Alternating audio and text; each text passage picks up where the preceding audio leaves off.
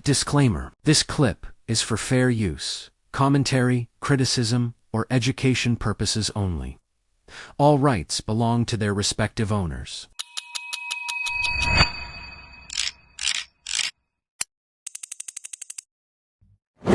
Rizal journeyed to Hong Kong in February 1888. The Filipino nationalist Jose Rizal left Manila for Hong Kong aboard the steamer Zafiro. The ship bravely stopped at Amoy, China, but Rizal did not go ashore because he was ill. It was raining heavily, and he heard the place was dirty. On February 8, 1888, Rizal arrived in Hong Kong and stayed at the Victoria Hotel. Filipino residents such as Jose Maria Basa, Balbino Mauricio, and Manuel Yarte warmly welcomed him. Experience in Hong Kong during his 2-week stay, Rizal carefully observed Chinese society and culture, studied their language, customs, and drama, writing his observation in this diary.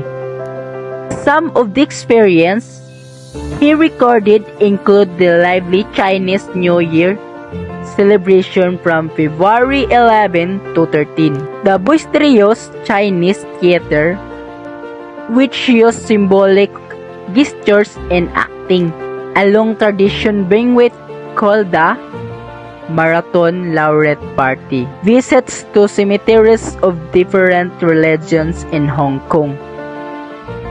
Rizal also wrote to Ferdinand Lumentret describing Hong Kong as a small but very skilled city. However, a Spaniard named Jose Saint de Barandas secretly followed him because the Spaniards' colonial authorities suspected Rizal as spreading reformist ideas. On February 18, 1888, Rizal and Jose Maria Basa traveled by ferry to Macau, a Portuguese colony near in Hong Kong. Rizal discovered Macau as small, low, and gloomy. During his 2 days visit, he staying at the home of Don Juan Francisco Licaros, visiting their church, casinos, bazaars, and botanical gardens, exploring history, places like a communist grotto, witnesses a Catholic procession where devotees carries a lighted candle.